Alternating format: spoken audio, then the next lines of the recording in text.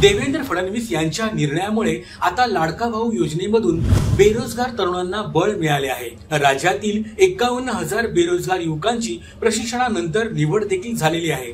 त्यापैकी प्रत्यक्ष 23,000 प्रशिक्षणार्थी नोकरीवर रुजू देखील झाले आहेत। तसेच 10 दिवसात 1.5 लाख उमेदवारांकडून ऑनलाईन नोंदणी यासाठी राज्यभरातून झालेली आहे।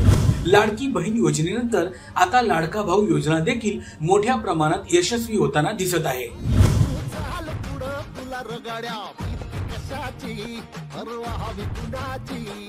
लाडकी बहीण योजनेनंतर आता उपमुख्यमंत्री देवेंद्र फडणवीस यांच्या महायुती सरकारच्या वतीने लाडका भाऊ योजनेची देखील सुरुवात करण्यात आली आहे। त्यामुळे आता महाराष्ट्रातील लाडक्या भावाचे भविष्य देखील उज्ज्वल होणार आहे। राज्यातील 51,000 युवकांचे प्रशिक्षण पूर्ण झाले असून 23,000 प्रशिक्षणार्थी युवक नोकरीवर देखील रुजू झाले आहेत। राज्यभरातून 1.5 लाख युवकांनी प्रशिक्षणासाठी नोंदणी केलेली आहे। आता लाडका भाऊ योजनाही राज्यात सफल होतानाचे चित्र दिसून येत आहे। त्यामुळे पुन्हा एकदा उपमुख्यमंत्री देवेंद्र फडणवीस व महायुती सरकार हे महाराष्ट्रात सक्षमपणे सरकार चालवणार हे यावरून स्पष्ट होत आहे। देवेंद्र फडणवीस यांच्या निर्णयामुळे आता लाडका भाऊ योजनेमधून बेरोजगार तरुणांना बळ मिळाले आहे। राज्यातील 51,000 बेरोजगार युवकांची प्रशिक्षणानंतर निवड देखील झालेली आहे।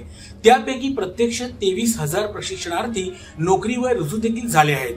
तसेच 10 दिवसात 1.5 लाख उमेदवारांकडून ऑनलाईन नोंदणी यासाठी राज्यभरातून झालेली आहे।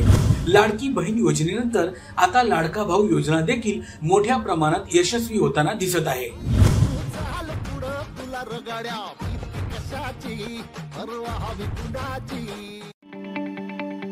ताज्या बातम्या पाहण्यासाठी प्राईम महाराष्ट्र न्यूज चॅनलला सबस्क्राईब करा।